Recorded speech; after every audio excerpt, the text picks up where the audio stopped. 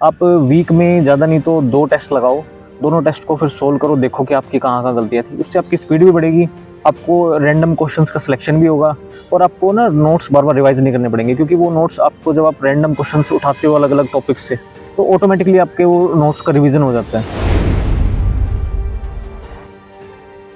सबसे पहले तो आप अपना टाइम खराब ना करें करंट अफेयर्स के नोट्स बनाने में।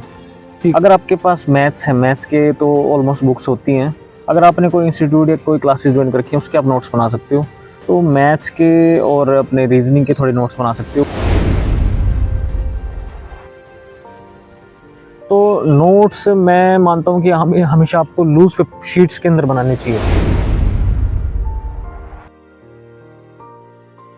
और यूपीएससी लेवल की अगर आप तैयारी कर रहे हो तो उसके लिए थोड़ा हमें वास्ट लेवल चाहिए होता है, क्योंकि उसमें हमें फिर एक एक चीज़ हमें पता होनी चाहिए, क्योंकि उसका एग्ज़ाम का पैटर्न भी डिफरेंट है और वो हमें डिस्क्रिप्टिव वे में भी बताना पड़ता है मेंस के एग्ज़ाम के अंदर।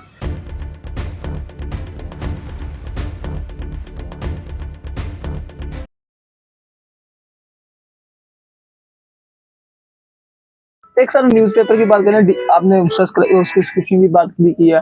मतलब पढ़ना बुक से ज़्यादा बेटर है या ऑनलाइन?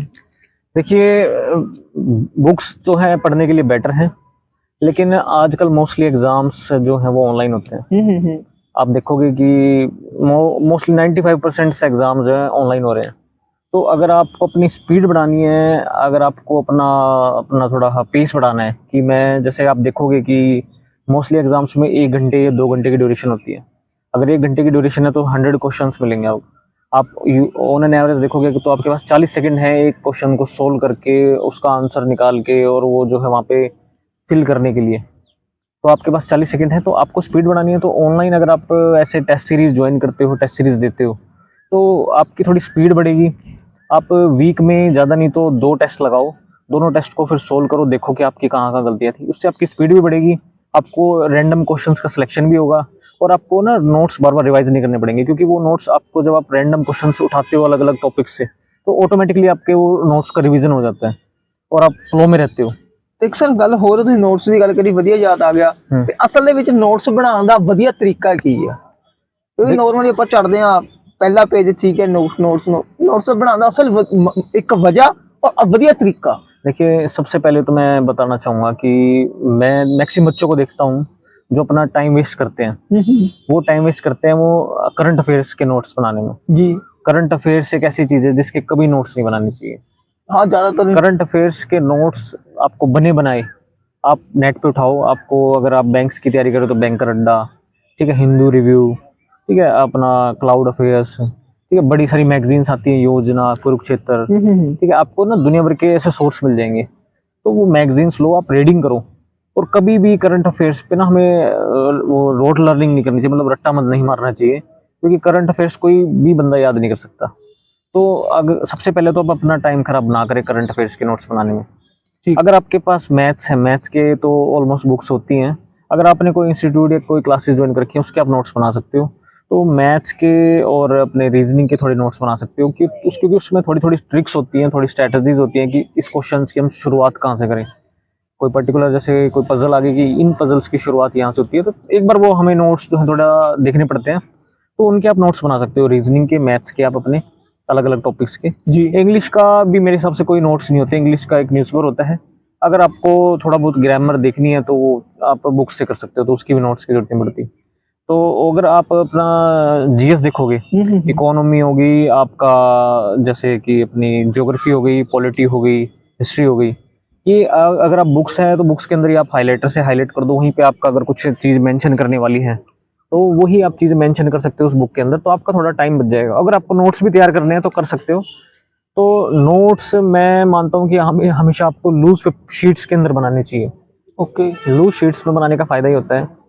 फॉर एग्जांपल आपका करंटली कोई टॉपिक चल रहा है, फॉर एग्जांपल आपका चल रहा है अभी, हम हाल फिलहाल में देख लेते हैं सेक्शन 377 जो होमोसेक्सुअलिटी के ऊपर है। जी जी, सही तो है। कल को मान लो कोई अपने लूज शीट्स के ऊपर आपने उसका मैं पूरा लिख रखा है कि भाई ये as per rule homosexuality is legal in India, as per rule आपने ये सारी चीजें जो अमेंडमेंट्स हुई हैं, हाँ, हो रही तो हैं। जो अगर अमेंडमेंट्स गवर्नमेंट फ्यूचर में करती है, कुछ कोर्ट्स के ऑर्डर आते हैं, जी जी। तो आप उसी लूज शीट के साथ ही कोई शीट उसके अटैच कर सकते हो।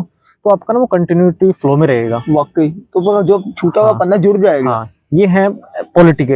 हाँ। ऐसे ही ज्योग्राफी में मान लो कुछ अमेंडमेंट्स हुई हैं, जैसे कि कोई अभी जैसे रिपोर्ट्स आई हैं, ठीक है, अपने क्लाइमेट चेंज के ऊपर की अपने रिपोर्ट्स न्यू न्यू आती हैं कि एल नीनो इफेक्ट्स की वजह से जो है रेनफॉल शॉर्टेज होगी, तो क्यों हो रही है, ठीक है, और अपनी ग्लोबल वार्मिंग बढ़ रही है, तो अब नया समिट का होने वाला है, उसके क्या क्या मतलब अपने उसके पैरामीटर्स हैं, ठीक है, क्या कौन से कंट्रीज के ऊपर मतलब कि कौन कौन से फंड्स हैं जो पूल हो रहे हैं। तो ये एक्चुअली है तो जीके का ही पार्ट, पर इसमें ज्योग्राफी भी इन्वॉल्व है।